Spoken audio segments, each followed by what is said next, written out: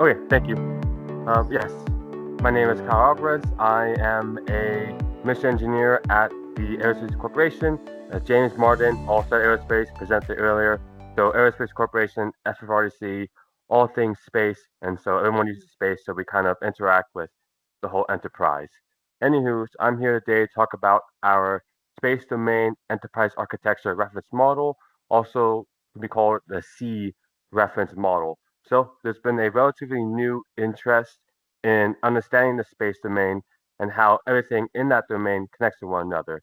And so there's a need to put it into these models, so these MBSE models, so that we can more rigorously analyze and understand how the whole space domain comes together.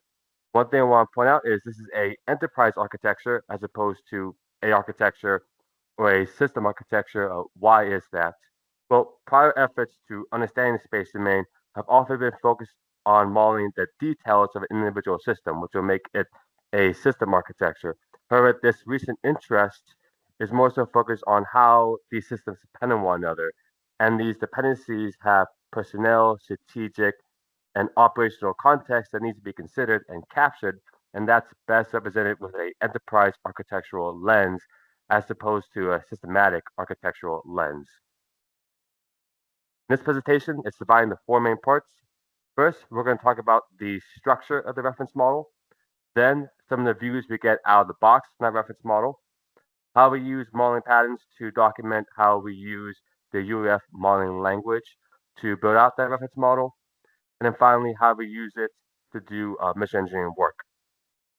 So getting started with the structure of the reference model, one thing I want to say up front is instead of having one monolithic model, we decided to partition the reference model into a series of models as you can see in the figure here. And so we made the call that by having a separated model environment, we can more effectively manage these models, manage the complexity that comes to try to understand the entire space domain, as well as ease the work of developing a model as we can spun up individual teams to focus on individual models and just focus on that as opposed to trying to understand the entire modeling ecosystem. So at the very top, we have three sets of models. The top, we have the overarching model, which defines those top level enterprise elements and how they connect to one another. In the middle, we have six component models that takes the systems you can find in the overarching model and provides additional details about common aspects or features of those systems.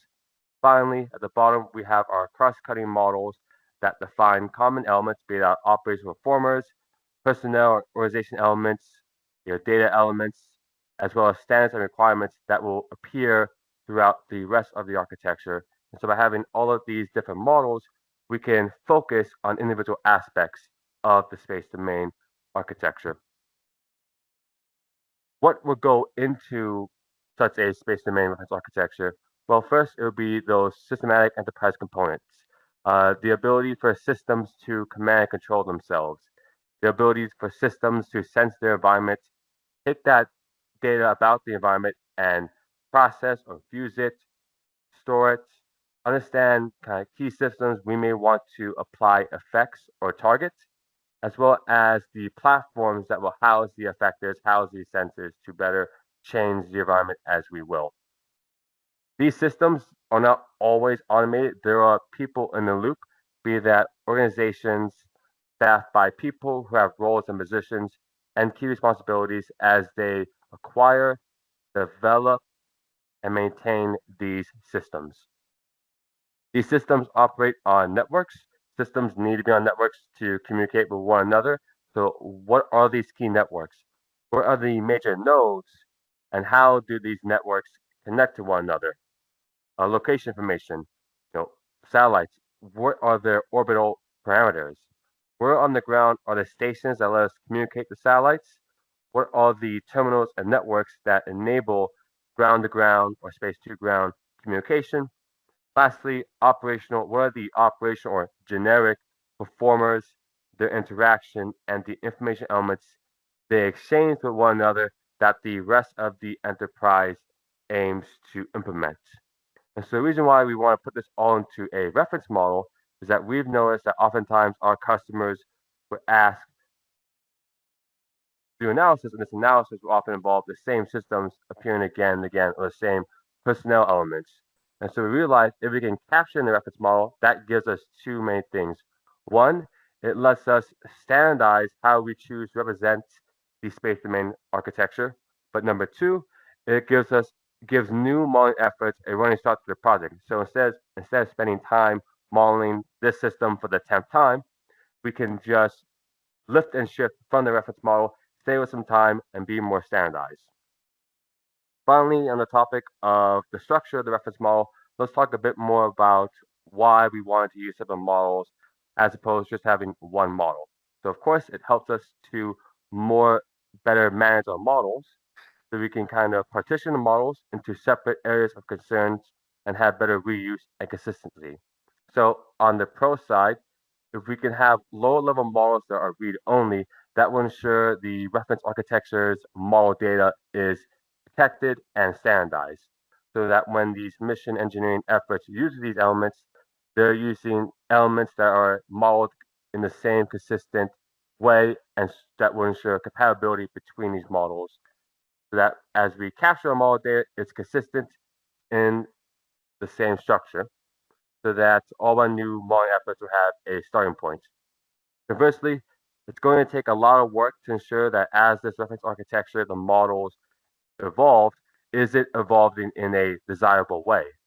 Every time we change one model, how would that affect the other models in that reference architecture? And more so, how will the modeling efforts that uses this reference architecture, how are they impacted every time we change an element? So there's going to need to be day-to-day model creation to ensure that the right content is in the right models and that content is captured in the right way. And so it's going to take a lot of work to ensure the reference architecture is built and is structured in the right way, so that we could then leverage it to have consistent and standardized capture of the space domain. Now let's talk about some of the views we get out of the box from the reference architecture. Here we have the UEF grid, and I'm going to show what views are covered out of the box in the reference architecture, as well as what views are not covered, so we can talk about what we chose to model and what we chose not to model. So first, let's see what's covered in that overarching model. I click one more time. Here we go. So the overarching model captures those key systems, as well as enumerates what are the capabilities those systems provide and the effects those capabilities will deliver. As we show the component models, those models provide additional information on those systems, what are the key common aspects or components those systems provide. Finally, for the cross-cutting models, we can see that covers a lot more of the UEF grid. What are the operator performers, their connections, and the information elements they exchange? What are the personnel organizations that acquire, develop, and operate those systems? What is the set of common data elements exchanged between systems? We use the project viewpoint for milestone information, and then finally the standards viewpoint for reference information. What are the standards that our systems are conforming to, as well as information on the networks and the interfaces of systems that conform to networks. Now, what is not covered for our reference architecture? I think the biggest thing that will stand out is this rectangle here. We made a decision to not model the behavior elements of our reference architecture. We made the call that the mission engineering or mission architecture models will be the source of behavior elements for mission threads, as well as the mission engineering threads, but those behavior elements will be performed by the elements from our reference architecture. Other things, drivers, channels, opportunities, as well as statistical phasing will come from the mission itself. Services and security, we did not deem to be something we want to model out of the reference architecture. Those tend to be unique to a particular mission. So let's show an example of how we can take a system and decompose it into its components and location.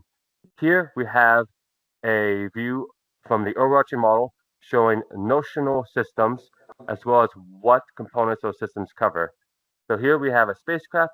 We see it covers 4 components. We can then decompose this view, focus on the components of that spacecraft. So here we're showing the 4 components of that spacecraft: the ability of the spacecraft to sense its environment with a radar, the ability for it to have software to process that data, to store that data, and then to command and control itself or other systems.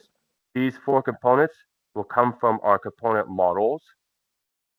We also have ports here, which conform to a network. In this notional example, we can say it's a secure network. The information about that port and its interfaces, that will come from our cross-cutting model elements.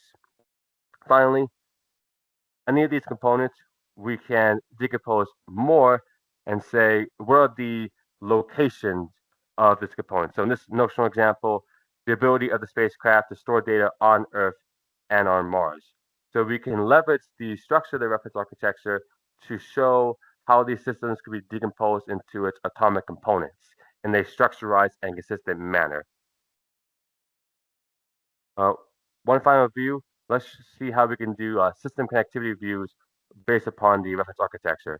So here we have those same overarching systems, but now we define the interfaces, these connectors, in the overarching model to show this is the enterprise connections between these systems. The components, just as the 4 here and a few others on the diagram, come from our component model.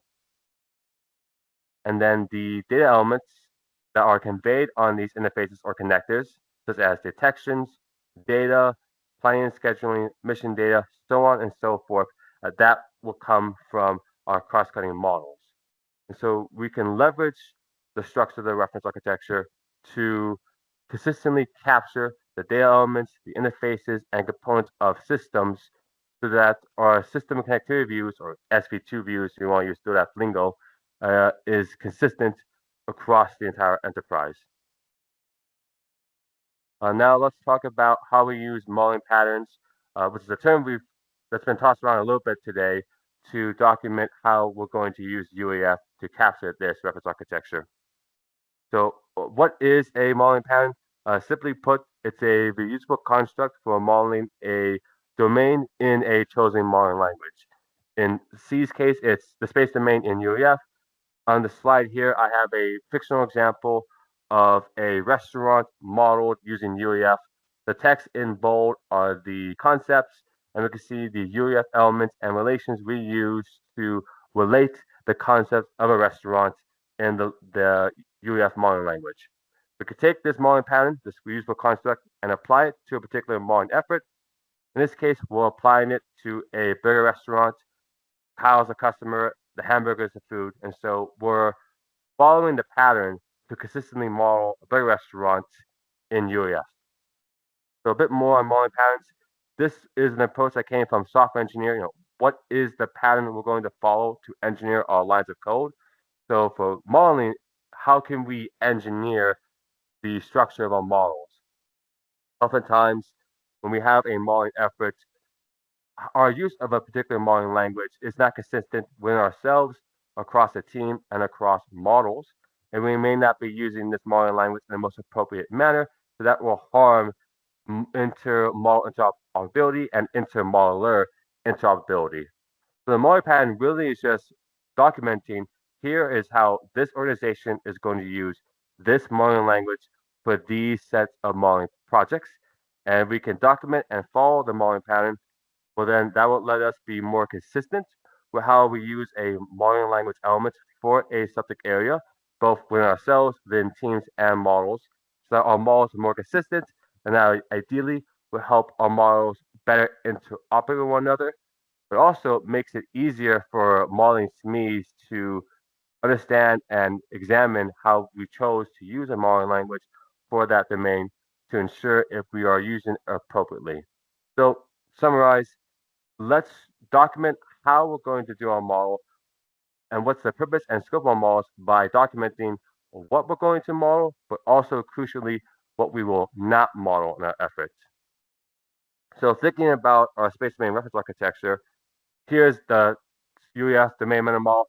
There's, I think, over 250 elements. That's a lot of elements. How do we know which ones we want to use, which ones we don't want to use? we need to do any specialization of these elements, what is important, what's not important.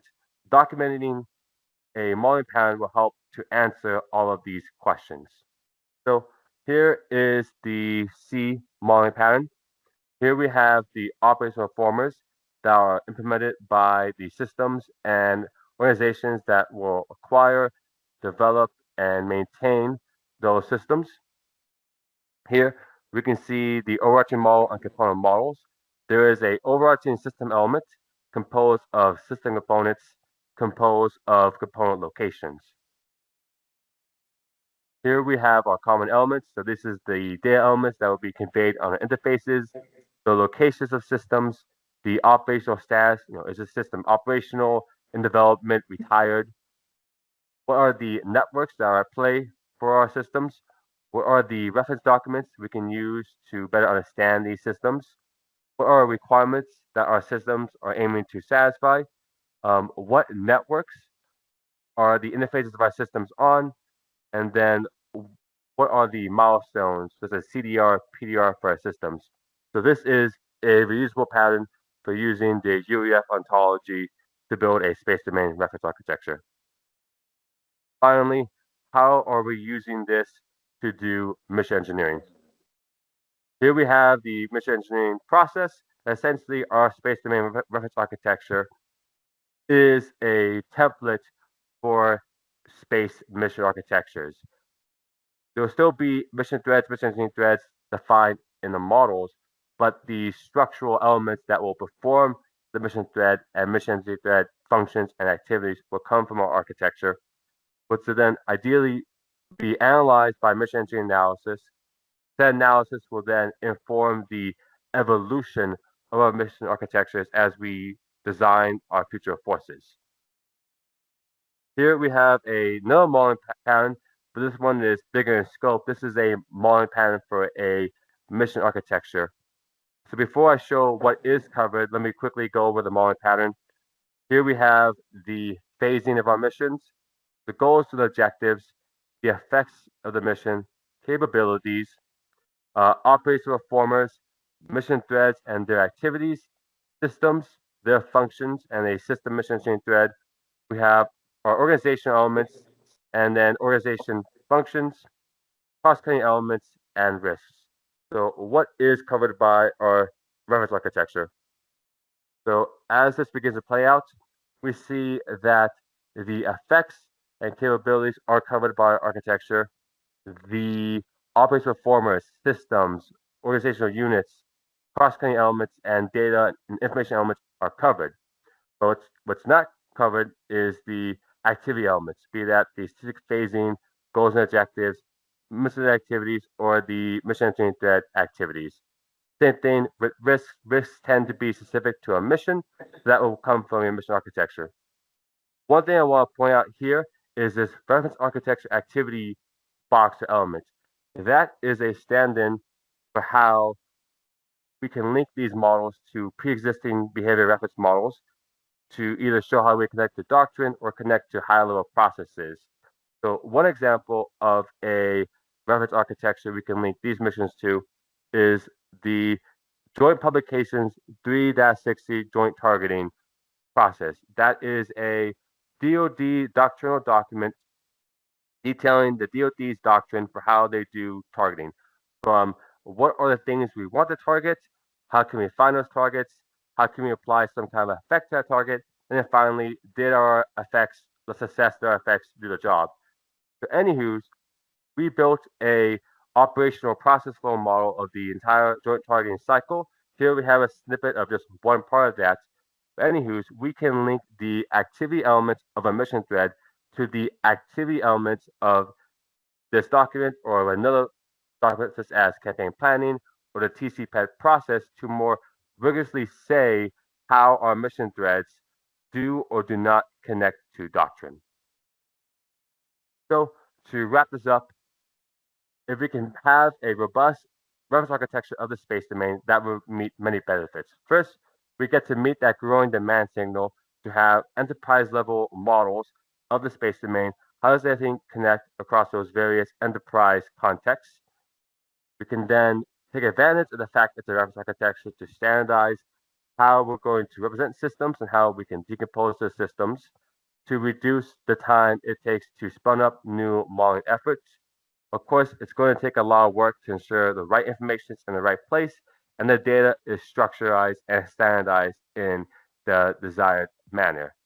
We can connect our reference architecture to mission engineering study models as well as pre-existing reference models so we can more rigorously say the space systems we are developing today or have today do or do not connect to military doctrine, as well as how well they implement our pre-existing mission engineering threads, so we could then use that to do force design to say, here's our current mission engineering threads, but here's how we plan to augment our systems and capabilities into the future.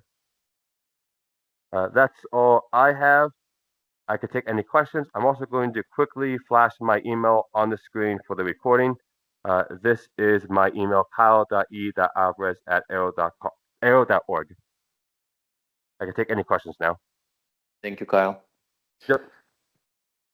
So the first question is regarding the space domain reference architecture, and is that architecture aligned with the Space Force cubic space ontology, which was done to build out the space ontology or the space taxonomy?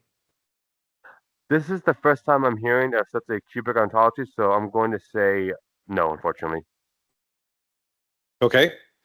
The next question is, what's the difference between your mission architecture and a normal enterprise architecture besides terminology? I guess maybe that's a larger question, not only for you, but for everyone here. So I'll let you take first crack at it. Yeah, I'll give a quick answer because that's as you mentioned, a big question. So I think high level and enterprise architecture is looking at what is out there, what's everything that's out there, the people, the services, the operations performers, all that. That's just a big picture. Oftentimes, what is my portfolio of things I'm managing. A mission architecture can be viewed as a subset, but that might not always be true of your enterprise architecture. What are the elements I need to conduct a mission? So basically a subset of the base things I need to implement my mission threads and mission engineering threads. There's more to it than that, but that's a quick answer. Okay. And the last question was, how do you manage generic missions with specific system of systems within the organization of your model? One more time, please. So they're asking, how do you manage generic missions or mission threads with the specific system of systems architecture in your model? Okay. Yes. So there's often one thing we're experimenting now in aerospace is having, I'll say, layers of mission threads. So what do I mean by that? Let's say we want to do a mission that follows a targeting process. We'll have at the most generic level the joint targeting cycle model, and then we can say here's that model applied to the space domain. So now the JDC for the space domain, and then we can have a more specific but still operational mission thread of here's the JTC in the space domain for a particular effect or a particular system. And so by having these layers of the mission thread, we can more specify how we want to do a mission without calling out a particular system, but also leveraging doctrine. And then when it comes time to file a specific system, we could then go from the mission thread to the mission engineering thread, because now we're identifying specific systems that are implementing the operational roles and performers and activities called out in the mission thread. All right, those are all the questions online. Okay, thank you. Awesome. Thank you, Kyle.